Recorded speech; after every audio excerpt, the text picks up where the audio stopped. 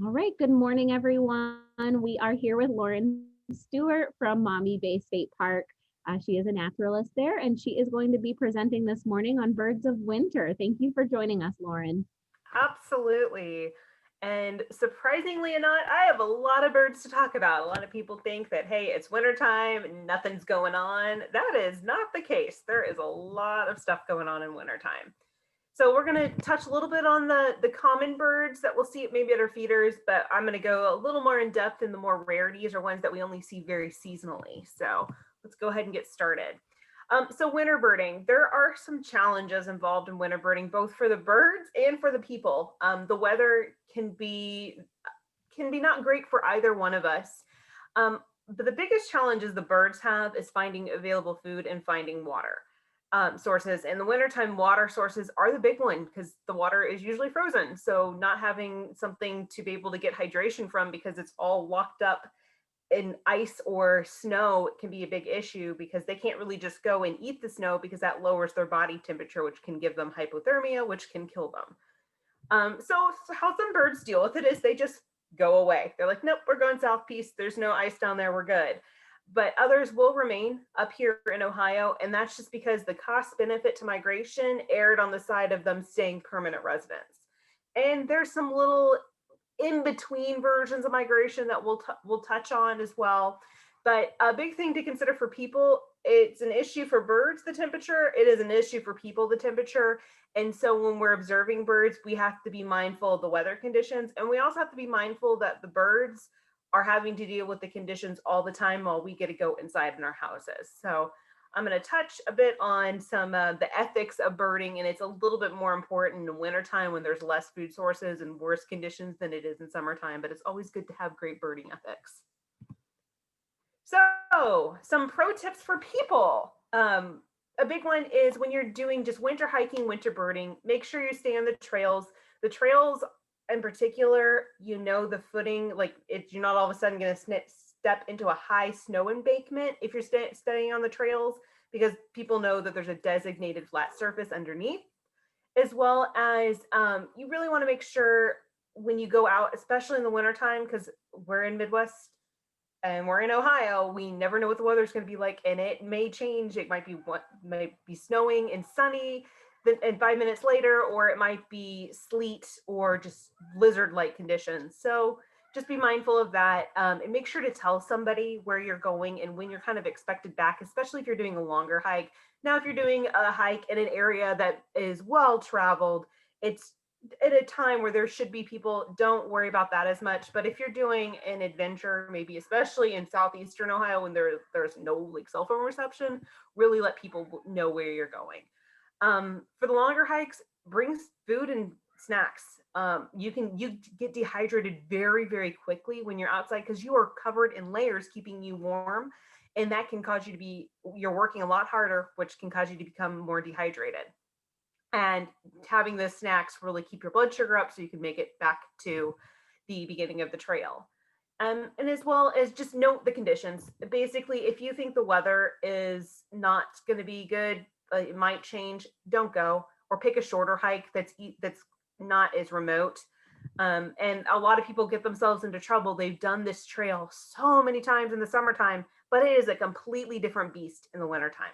So that's all about the winter hiking, just some winter hiking safety tips, because they really come in handy when we're doing winter birding, because it can get, like, everyone gets so excited. There's a rare bird, they want to see it. It's off this trail, but that trail might not be the best for everybody. It might be not best for almost anyone.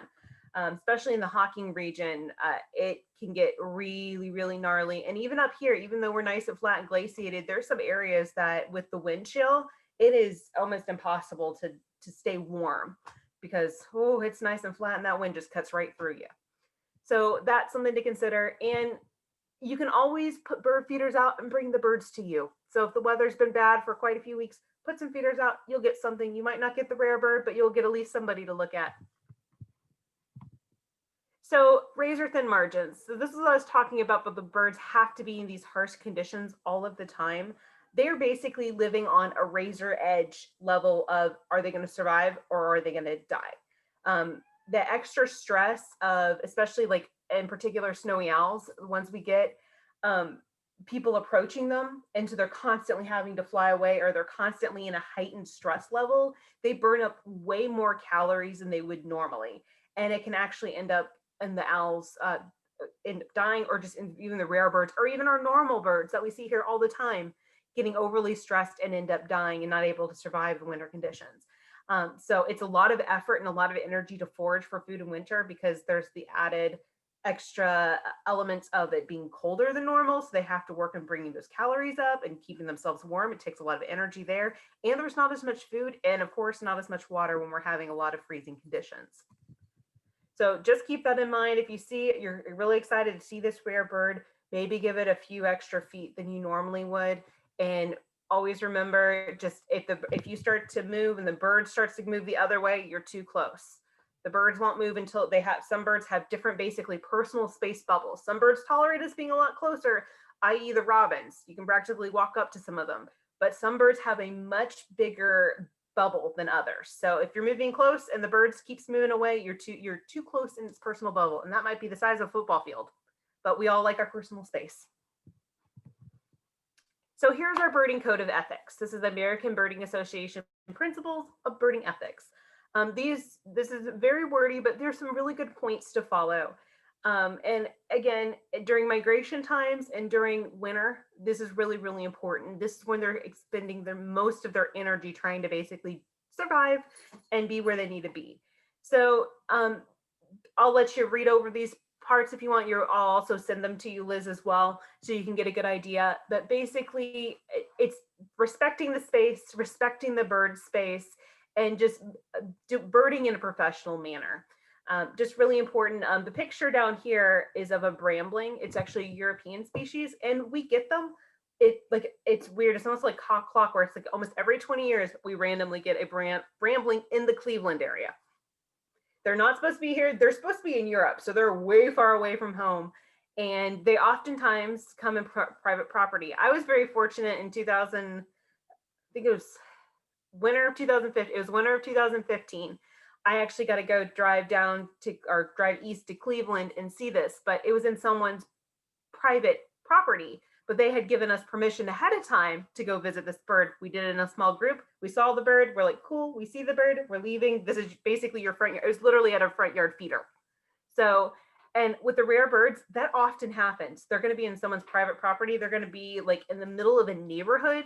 Like it's because they're way far off where they're supposed to be, or they are so exhausted because they overshot their migration.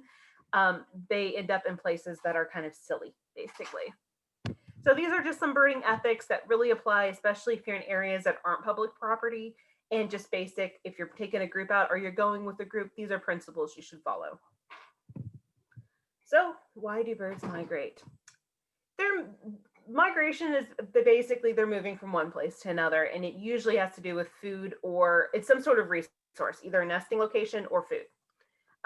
And the birds up here are going to migrate south because in the wintertime in the south, it is warmer.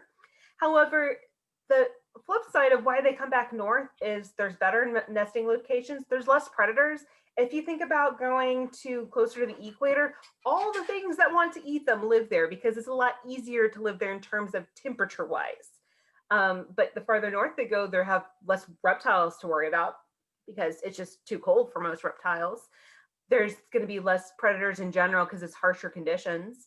Oftentimes they like to do ground nesting. So if they're nesting on the ground, they cannot nest on the ground closer to the equator. Just they're not, as a species, going to survive. Too many things are going to eat their young and or themselves. So that's the cost benefit. Or there may be more food in the summertime up north, just because if you think of the abundant insect populations, because they have to have their whole life cycle basically happen in like a 3-month period up north in Canada. So there's all of a sudden a lot of insects at once. So it's worth when basically those birds' eggs are hatching, all their young has something to eat. So it's a lot of energy to migrate, but it can be worth it for some species. So there's types of migration. We have the permanent residents, so the birds that we're going to see year round, those who do short distance, which a lot of the birds that we see year round actually up here in Northern Ohio are Canadian birds. We have like Canadian blue jays. We have Canadian robins in the wintertime. So we get some Canadians coming down to see us.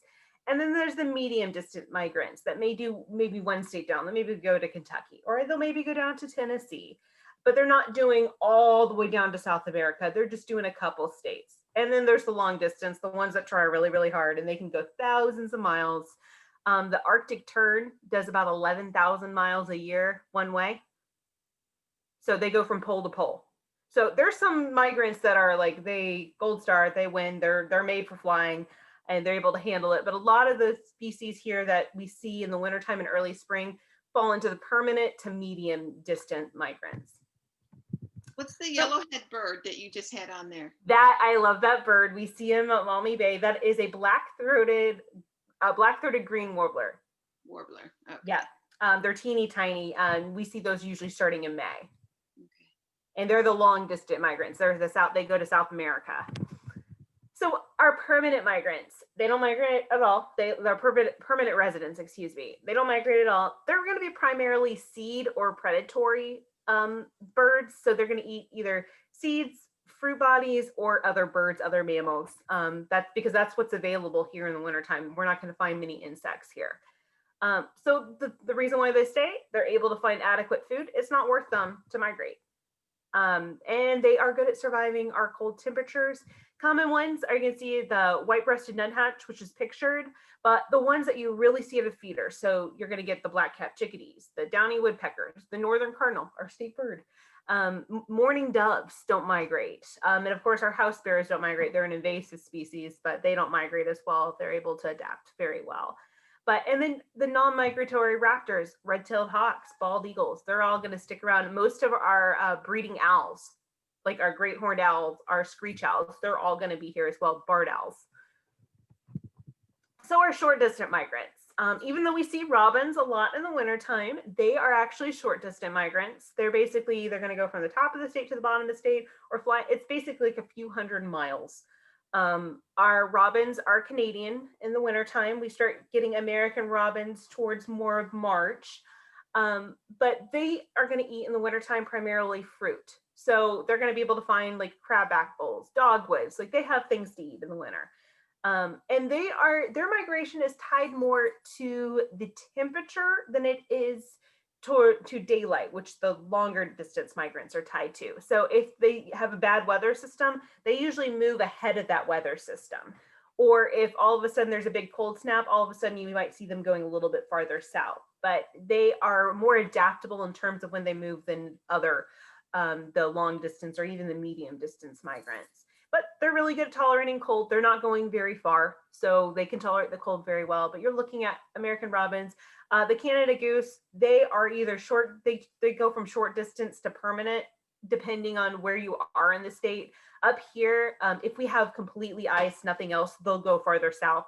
But a lot of times we have open ice down in Lake Erie. Lake Erie hasn't completely frozen over in quite some time. So there's always something for them to hang out in. And northern flickers are another one. Those are big, beautiful birds. So our medium distance migrants, they're going to do maybe a few states away. And they're again tied to resources and a little more tied to temperature than our long distance. So the eastern bluebird is one of them. They can tolerate colder temperatures because they're not going quite as far. So our eastern bluebirds usually come back really early in spring compared to when a lot of our other more long distance migrants come. So they're going to come more in March, April, get ready to nest then. Our blue jays, they come in huge flocks. We get Canadian blue jays flying over the lake. It's really neat to watch. We're talking hundreds of thousands of blue jays. You can see it's very, very loud. We see it all the time at Maumee Bay in this early spring. We get basically, they're like, oh, it's time to go back to Canada, and they fly back up. So usually mid-April, early to mid-April is when we get our good blue jays. It's loud, them flying across, but blue jays, eastern bluebirds, and killdeer all fall into that medium migrant category. And then our long distance migrants, they're the ones who are going from basically North America to Mexico or Central, well, Mexico's in North America to Central or South America.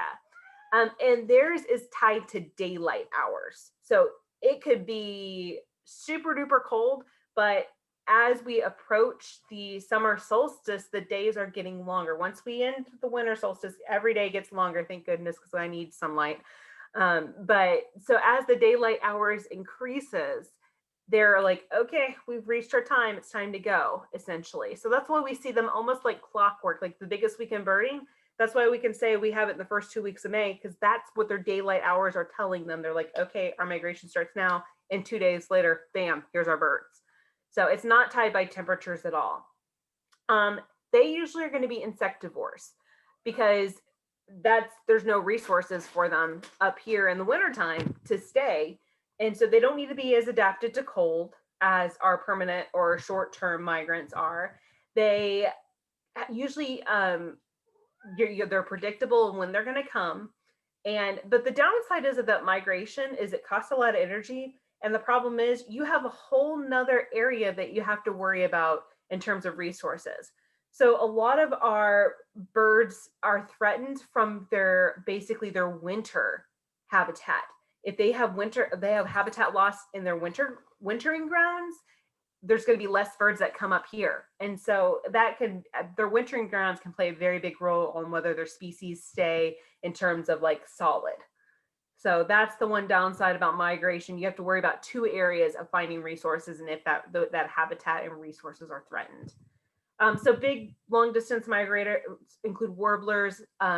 You're looking at orioles, basically a lot of insectivores. So the really pretty songbirds tend to be the long distance migrants because they tend to be the more insectivorous. So, do you have a question, Diane? Yeah, what was that bird that was in that other one? That is a Baltimore Oriole, and you can attract them by putting out oranges on your feeders. Literally just cut an orange in half, stick it on the side of a tree, and usually you're looking at like late April to all the way through almost the end of May. They'll come eat those oranges off. They're very fun birds. They're actually in the blackbird family. They're cousins to grackles and red-winged blackbirds. Thanks. So our winter rarities. So these birds are either they're migrants from up north. All the ones I have that I'm showing you today are going to be migrants from up north, but a lot of times in winter during migrations, we'll get some birds that get confused when they're migrating, and maybe they're supposed to migrate more to the west and they end up over this way. That happens a lot of times with our waterfowl. We get some geese and ducks that aren't supposed to be here because they just get locked into a whole bunch of other species of a flock of a whole bunch of other species, and they like end up in Lake Erie. But and that's gonna I don't touch on waterfowl much because that could be a whole other presentation itself. There's a lot of ducks that come here in the winter, but so it can really depend. These are some animals that we only get if there's really bad conditions in the Arctic, or there wasn't an adequate summer supply of food, so they come down maybe a little bit earlier, or there was too much food, so they had an overabundance of basically birds surviving. And the adults kick them out of their wintering ground because they're not established. So that happens in the particular case of the snowy owl, which we'll talk about more. And here's our snowy owl. And there's actually maybe like, those must look like they're two different owls. They are, they're same species and everything, of course, but the males are all white. So this on the left-hand side is a male. They get whiter and whiter with age. And so they could end up basically completely, totally, they look like ghosts because they are completely and totally white. The females and the juveniles retain their bars. So this is an adult female here. So she has a lot of barring. This is actually a juvenile, probably a juvenile female just because of how dense the bars are. But they breed at the very, very top of Canada, all the way up into Greenland and all that jazz. They're found year-round. As you can see, they're year-round along the coast, but they can go as far down south in their eruptive years is basically Oklahoma. In recent years, actually 2 years ago, they had a snowy owl in Dallas, Texas. They had a snowy owl in Florida, and it really depends on weather conditions, how far in depth they get pushed. And basically there was a lemming boom. So they eat lemmings up in the Arctic, and all their young survived. And basically there were too many birds, and all the established adults were like, this is my winter territory. You better find somewhere else. And so they had to move progressively southward. So they ended up in weird places where they typically don't end up. But up around Lake Erie, we tend to get them about every year, if not every 2 years. So we've had them about 4 years in a row. So we're due for an off year. But if you ever want to see one, at least in the Toledo area, Maumee Bay State Park, basically along the breakwalls of Lake Erie Beach, particularly behind the lodge. There's an auditorium there behind there where there's less foot traffic. We tend to see those birds. So that's always a good spot. The Cleveland Airport is another good spot. It's because they are native to the tundra, and the tundra has no trees. So they like this nice flat open land. So Northwest Ohio works perfectly for them. And the beaches really emulate what the tundra looks like. The white-winged crossbills, the male is on the left and the female is on the right. They are going to be found in areas that have coniferous trees. That bill is crossed like this to basically pry open pine cones. So they're going to be looking for areas that have those coniferous, the pine trees in particular. Oak openings region is really good for them just because there's a whole bunch of the pine trees that were planted by the CCC, as well as if you're going farther west, Gull Woods has some established pines as well. So that's also something to consider. But the oak openings usually gets them every few years in the wintertime. And then here's their range. So you can see they kind of vary in terms of where they end up, but they're going to be found in the boreal forest, not quite the tundra, but the boreal forest in Canada. So looking for them where you find basically the coniferous trees in the wintertime, you might find a white-winged crossbill. Our evening grosbeaks, they are very, very pretty birds. They almost look like they were painted because he's a little, on the left-hand side is the male. He's a little fluffed up, but they are super, super slick. They almost look like they're made out of plastic when you see them in the wild. They don't look like real birds. But if you look at that beak, you can kind of imagine what they're eating, which is going to be seeds, and big seeds at that. That beak is made to smash seeds. The female is going to be a lot less colorful, and she's on the right-hand side. They sometimes we can see them in the wintertime regularly, sometimes we don't. Again, it all is dependent on essentially their food source. If they have a poor basically crop of pine cones, then they're going to end up being farther south looking for more food. So that's just something to think about. But as you can see, they can go as far down south as Texas. So just really dependent on that crop source. They might have to go pretty far. So our winter raptors. I love looking for raptors in wintertime because they're a lot easier to spot because you don't have to worry about the leaves on the trees. They have excellent camouflage, so it's still a little bit of a challenge, but they have really, really good camouflage. But there's at least that less of a barrier of having those leaves to kind of block things. And then when you're lucky and you get the snow, they stick out really well, except for the snowy owl. But yeah, that's a whole nother story. So there's a whole bunch of winter raptors that we get to see here, and most of them are going to be prominent year-round. Some of them we see more in wintertime just because they just are in higher density because there's more food for them to find. But our breeding species of owls start to do their mating rituals, like they start to basically do the nesting behavior, find the territories as early as January. So now is the time they're looking for breeding areas. So they're a little bit more obvious just because they are kind of not as worried about not being seen because they're trying to attract a mate. So that is the nice part about, especially January and February, finding our winter raptors, at least our owls in particular. So here's our snowy owl. This is a male. Again, as you can see, this is a completely white male.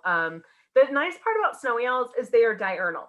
So rather than having to look for them in the evening, like dusk or at night, they are most active midday. Because in the tundra, if you think about the wintertime, the sun doesn't set that far north. So they don't care if they're out in the open, and they don't care if they're out in the sunlight.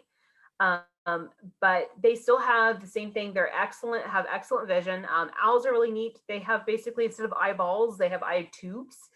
So it helps them see really well, but they actually can't move their eyes side to side like we can. That's why they can move their head crazy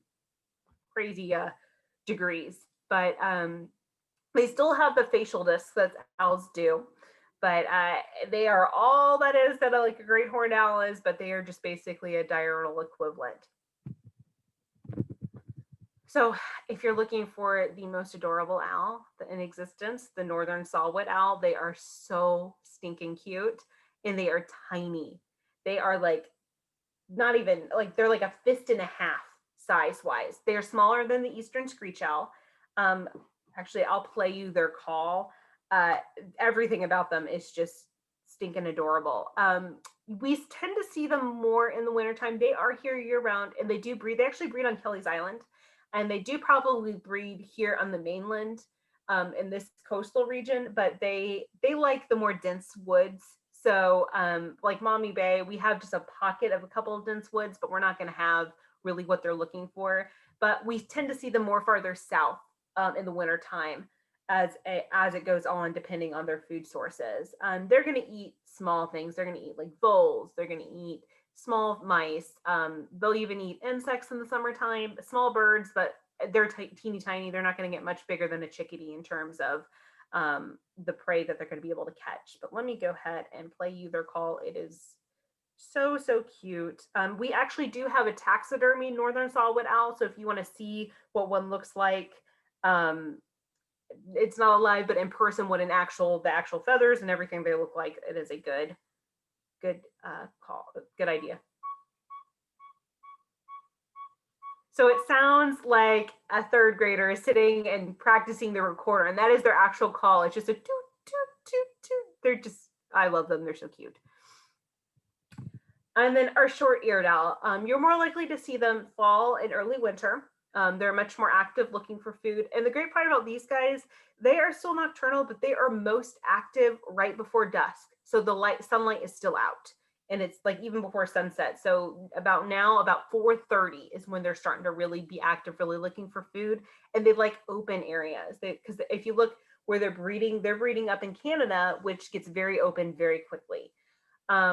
So they're super cool. They actually have two little ear tufts, but you almost never see them. They almost look like somebody took little teeny tiny pom-poms and put them on their little head above their facial disc, but oftentimes you don't see their short ears. They're going to be smaller than a great horned owl, but bigger than a eastern screech owl. But a good place, especially at Mommy Bay, to look for them is actually by the youth fishing pond. We have some fields over there, and that's oftentimes we'll see them hunting at dusk. Like I'll see them flying across the roadways. So they're super neat to see. And a lot of times you'll see them in large group numbers. Like you almost see like a family group. It's pretty neat. You'll see like 5 or 6. That's the cool part about our short-eared owls. And then our long-eared owls, you can absolutely see their ears. I like them. They always look like they're surprised. They're very neat. They look like a great horned owl, but they're smaller and they are much more rufusy color. They have a lot redder look to them, where the great horned owls tend to have the more gray look to them. These are nocturnal, but they like to hang out in large numbers together, kind of like the short-eared owls do. And you can also often hear them. So finding them in edge habitats is really, really pretty nice. You can find them basically like a denser forest on the edge of a grassland is a good place to look for our long-eared owls. And to have them over off of the connector trail between the campground and the bike trail all around the youth fishing pond. So that side is really good for our short ears and our long-eared owls at Mommy Bay State Park. And our kestrel. So the kestrels are actually really neat to see. They're much more active, that we can see in the wintertime. Almost every time that I'm driving to work off of Curtis Road, that main entrance there, I see kestrels on the telephone pole wires. They are hunting small prey right now, so they're looking for basically mice because the insects aren't available, but they hover. So they're a super easy one to spot. You don't even have to you can only just see the silhouette and you can know it's a kestrel. So basically you see a bird that's mourning dove size and it's hovering above in a field. That is an American kestrel. The males are actually really colorful for raptors. The male is going to be on the left-hand side and the female is going to be on the right-hand side. And they could be quite striking. They have a rufous back and then basically slate gray accents, and they're very, very pretty birds. And they are in the falcon family. So they're one of the smallest members of our falcon family. So this one is a true winter visitor. The rough-legged hawk. It kind of looks like a washed out version of a red-tailed hawk, but they are going to be smaller than the red tails. They are, if you ever get a chance to go to down south in southern Ohio, in Cincinnati area, there's a state park called Houston Woods State Park, and they're a wildlife rehab as well as a state park, and they have a rough-legged hawk missing a wing. It was hit by a car and the wing had to be amputated. So they actually have a lot of the raptors we're talking about, but in particular, they have a rough-legged hawk named Nanook. I've had to help feed him before. He's a peach, but they're very neat hawks. They breed up in the Arctic and they come here in the wintertime for food.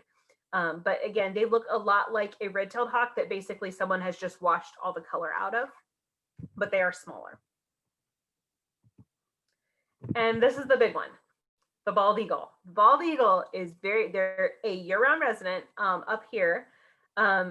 We are very, very fortunate being by Lake Erie. We have the highest densities of bald eagles by us.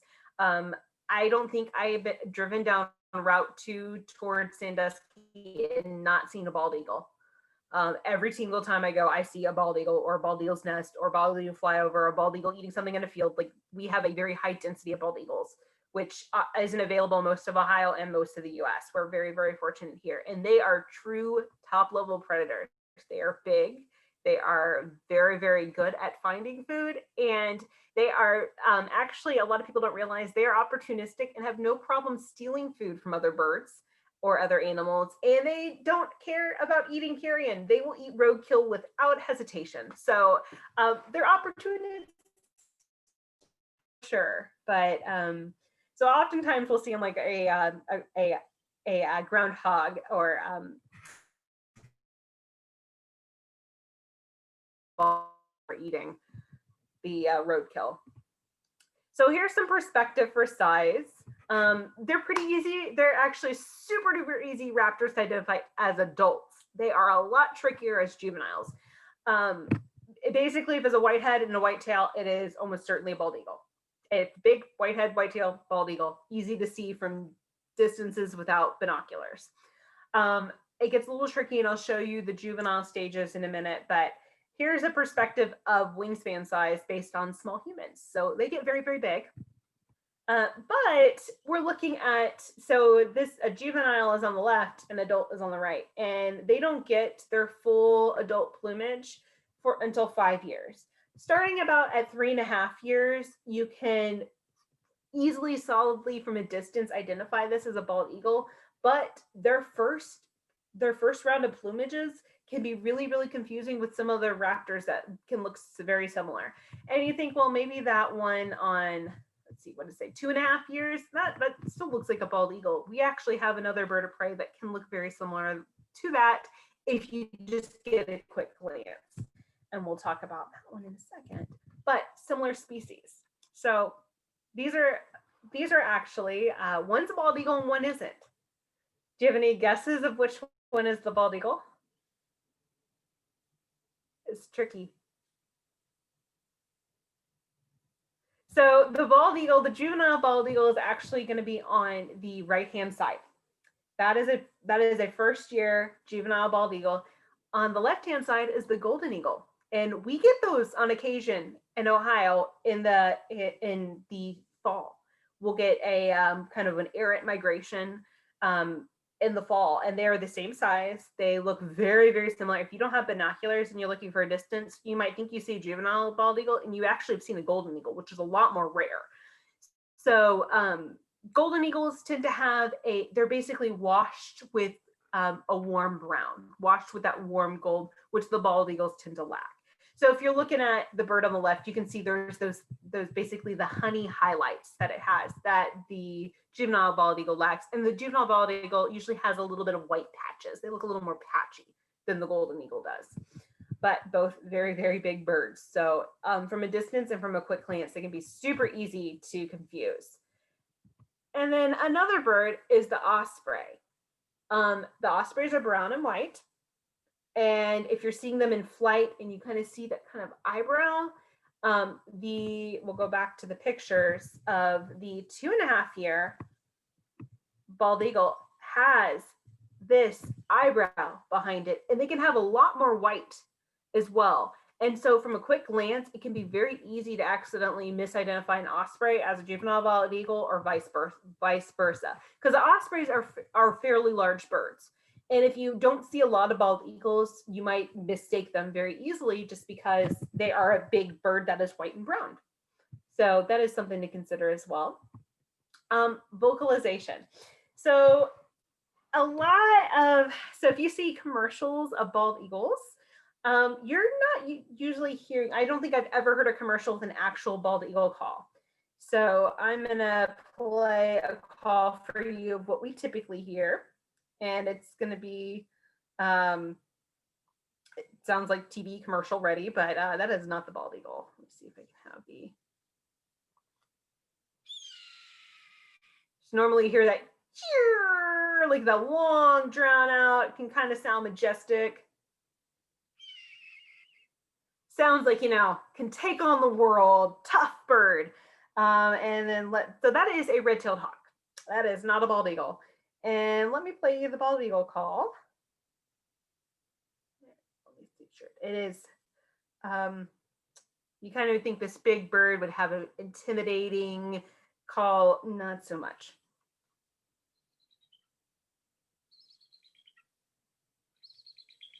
It sounds like a squeaky toy. And they throw their heads back dramatically. They look super intimidating, and then you have that squeaky toy coming out. So not so much that you'd want to play that over a nice soaring picture of a bald eagle.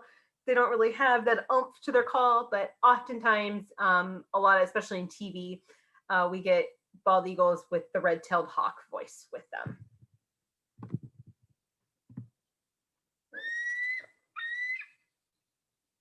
And that is, so there's our raptor doing his intimidating call, and then there's Abigail, the bald eagle at Houston Woods, and she's gonna throw her head back and not sound quite as intimidating.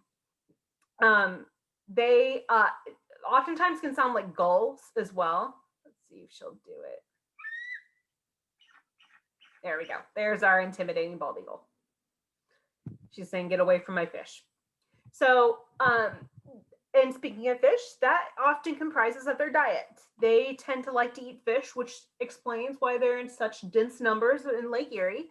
But like I said, they are opportunistic. They'll eat almost anything, and they have no problem stealing from other birds or mammals even. They'll steal from coyotes without hesitation because they can actually take down a coyote if they so chose. So the coyotes usually retreat very quickly.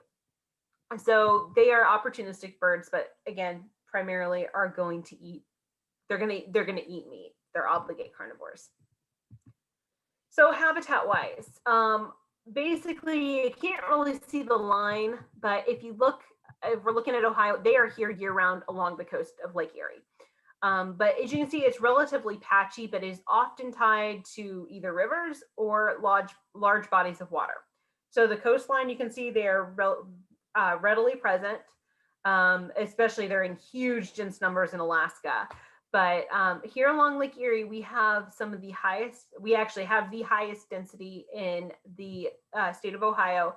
Particularly Ottawa County has the highest density of breeding bald eagles. And it is readily evident as you're driving down Route 2 across the Portage River. It is just crazy the amount of nests that you'll see, and eagles as well.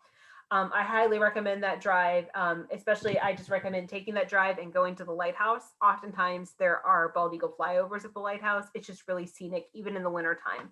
And you don't even have to get out of your car and you can see everything. So if the weather is really windy, not super warm, but the roads are clear, it's a really nice drive to dive down Route 2 to Port Clinton and see that lighthouse, or Marblehead and see the lighthouse. So let's see if it will play. They have a very interesting mating ritual. Let's see if it will play. It might not. Essentially what they do is they, it's almost like a trust building exercise with their potential mate is they lock talons and they tumble towards the ground and they release each other at last second. No, it doesn't want to play for me. But it's really, really intense. Like you think these birds are going to crash into the ground and last second they basically let go. Oh, maybe it will go. Let's see.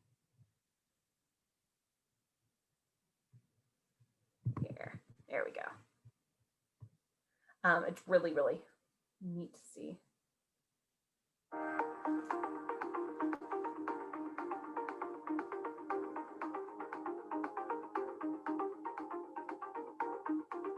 Is it showing for you guys?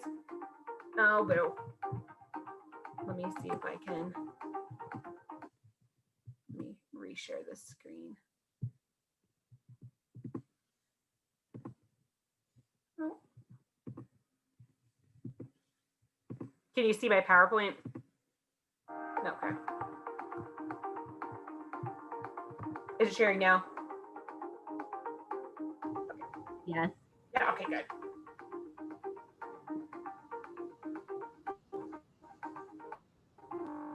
It's a little choppy, but you kind of get the idea. Okay. But it is often, so the adolescents will practice too. So here we're seeing, and a lot of times it doesn't work out very well. But it's a very intense, very, very intense trial and error for sure. But after they've done their mating ritual and decided, hey, we're going to be partners, they do mate for life. So it's worth having that basically elaborate mating ritual to find a good mate. And they build some pretty crazy nests and they get bigger every year.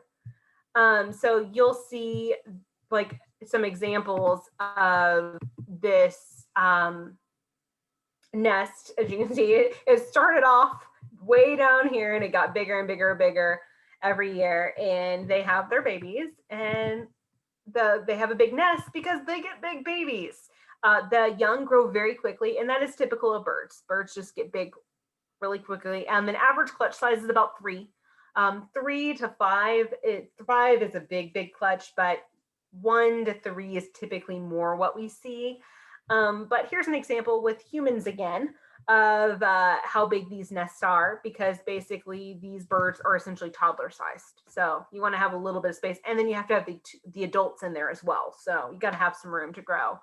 And they add to their nest every single year. So if you see a really big nest, you know you have an older pair of eagles. So here's some examples. These are breeding pairs that are in Ohio. We basically almost lost the bald eagle.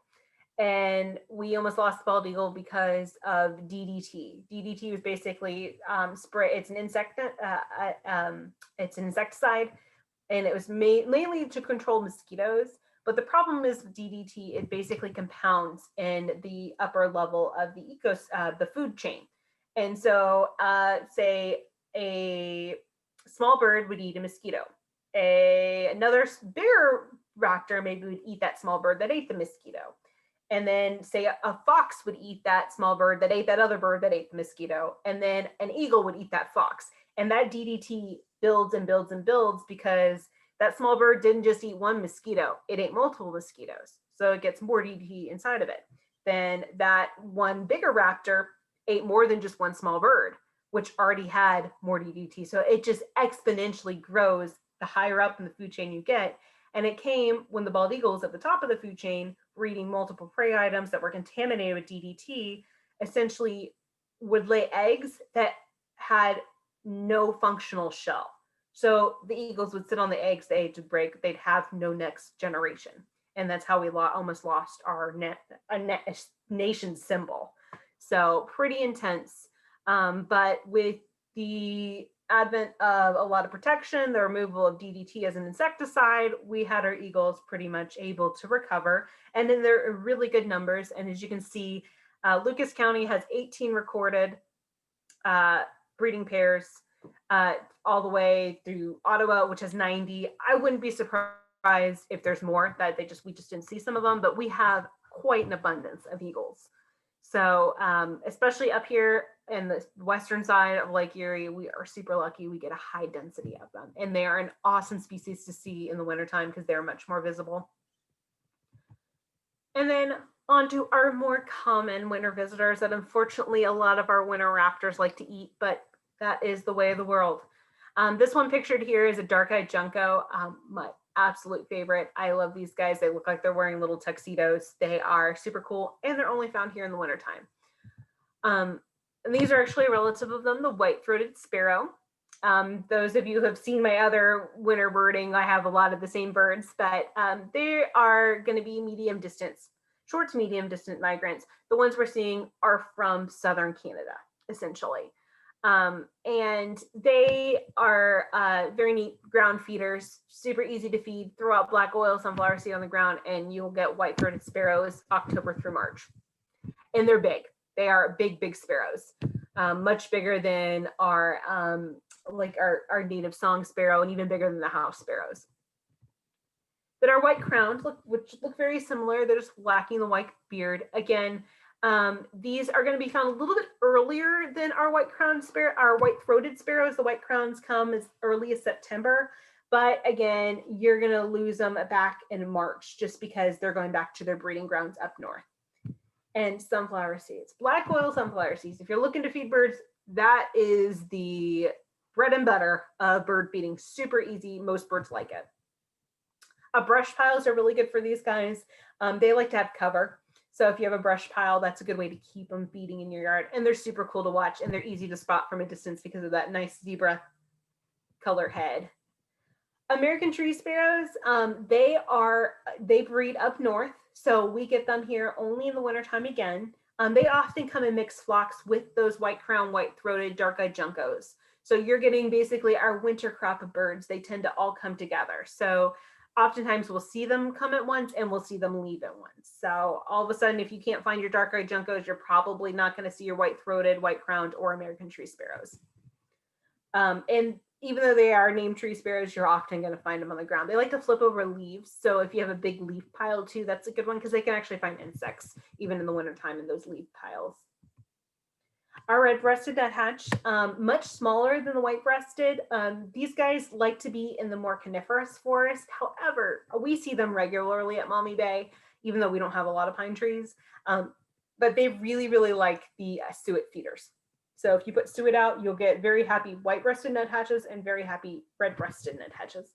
They are about equivalent in size of a chickadee. So they're pretty small little birds, but they're super cute. And then, our snow bunting. If you're looking for snow buntings, you want to look in an area that basically looks like a parking lot. They breed on the tundra. So they want flat, they want open, they want not high density of grasses or anything like that. So we often find them literally in a parking lot at Maumee Bay, the beach parking lot.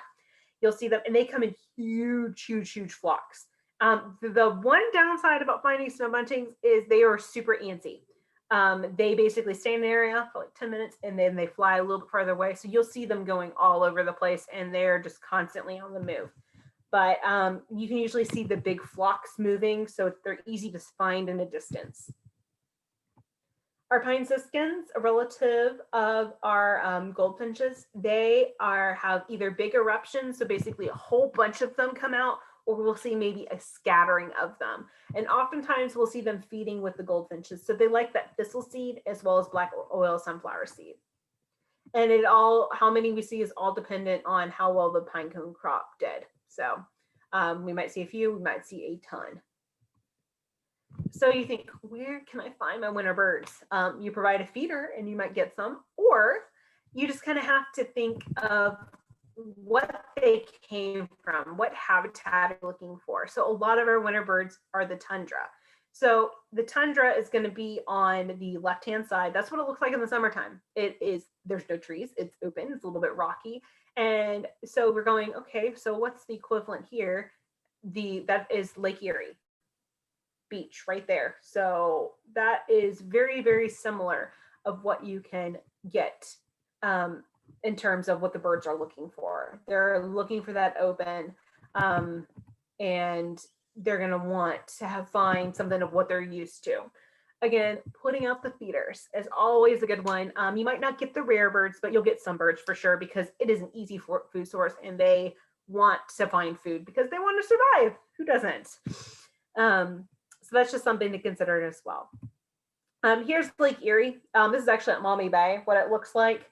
So again, really, really fits into what we're looking for. The tundra, snow buntings love this. This is right on perfect habitat for them in the wintertime. They usually like the edge of the parking lots because there's a lot of seeds that, from the grasses that have been growing in weeds over there, but they're able to find some things even in the Lake Erie Beach area as well. So that is just something to consider. And I know that was a lot of slides that I threw at you. Do you guys have any questions? I have a question. Sure. The bald eagles, you showed their nests and their eggs, and that had 3 eggs in it. Now, how often do they lay their eggs and have little ones? It's a successful pair that is able to have, has a good habitat and has food every year. Oh, just once a year? Yeah, just once a year. Even down south, they only breed once a year, and that is the case of most raptors because the young tend to hang around mom and dad longer than the songbirds. The songbirds can turn them over a lot faster than the raptors can. Okay, that's interesting. Yep, they're really cool. But that's why DDT was so detrimental to them, because basically they have such a short breeding period compared to some of the other songbirds. So they basically aged out and couldn't breed anymore, and then we had no bald eagles for a really long time. Yeah. I came in when you were showing your pictures of your different owls. Yes. When I go down Rudolph Road, I see a lot of owls sitting on the wires, the utility, and sitting on the posts. Are those just regular? They probably are short-eared. Are they bigger than a robin? Oh yeah. Okay, they're probably short-eared owls, and they tend to be in larger groups. If you can't see any big ear tufts, they're going to be the short-eared owls. Okay, so that's normal for them. Yeah. To be you tend to see them in larger groups than you would other owls. Yeah, that's normal behavior. Okay. Any other questions? And I'm actually going to send Liz a link to the Raptors of Ohio PDF field guide that the Division of Wildlife does put out, which has our owls and has all of our hawks as well. So that's a really cool one to peruse. There's some really fun information in that. All right. Thank you so much, Lauren. Absolutely. We enjoyed having you today, and we'll see you next month. It sounds like we're going to areas, I can't remember, skunks. Right? Skunks. We're going to talk about the skunks in Ohio. Bye. All right. Thank you, everyone, for joining us. Have a great day. Bye. Bye.